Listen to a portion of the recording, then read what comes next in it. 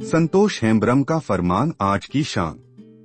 एक खुशनुमा जिंदगी व्यतीत करने के लिए सभी व्यक्तियों को अपने रंग रूप और स्वरूप के अनुसार जीवन साथी की आवश्यकता होती है। फिर दंपति कुछ समय साथ गुजारने के बाद दोनों की आंखों में एक उम्मीद की किरण झलकती है और वो है उनका प्यार, यानी कि उनका लाडला या लाडली का सपना। यह सपना तत्पश्चात पूर्ण होने के बाद बच्चों की पढ़ाई लिखाई और ढेर सारी वस्तुओं को परिपूर्ण करने में उलझ जाते हैं। जैसे ही वक्त बीतता जाता है वैसे ही जिम्मेदारी बढ़ती चली जाती है। बढ़ती उम्र के साथ साथ माँ बाप का कद नाजुक हो जाता है। ऐसे में अपनी जिम्मेदारियों को अपने बच्चों के कंधे में सौंपना चाहते हैं और दोनों मियाँ बीवी उन्हीं पर आश्रित हो जाते हैं। फिर यहीं से होती है माँ बाप की जवाबदेही एवं बच्चों की होती है जिम्मेदारी। यही नहीं खत्म होती जिंदगी की अनोखी पहेली। जब घर पर आती है नई नवेली दुल्हन तो घर में खुशी का ठिकाना ही नहीं रहता। बहू को देख माँ पिताजी फूले न समाते, साथ ही बहू के काम काज को बढ़ाते। दोनों का अवस्था वृद्ध होने से बच्चों जैसी स्थिति और उनकी एक अलग ही दुनिया होती है। सोच बदलते हैं, उम्मीद बदलती है, मगर इरादे नहीं बदलते। परिवार में परिजनों की संख्या बढ़ जाती है। बहरहाल माँ बाप परिवार का बागडोर संभाले हैं।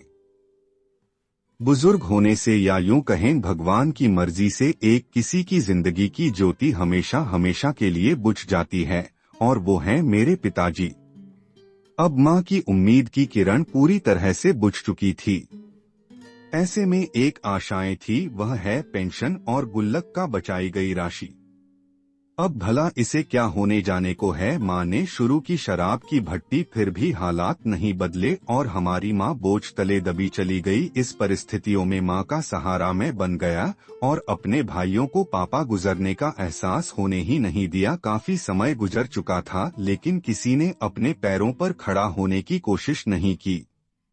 मेरी हमदर्दी पड़ोसियों के प्रति तो कभी परिजनों के प्रति तो फिर कभी अपनी पत्नी के प्रति, चूंकि लगाम उसी के पास था और मैं खून का रिश्ता को निभाने के लिए अपनी पत्नी को भी ठुकरा दिया।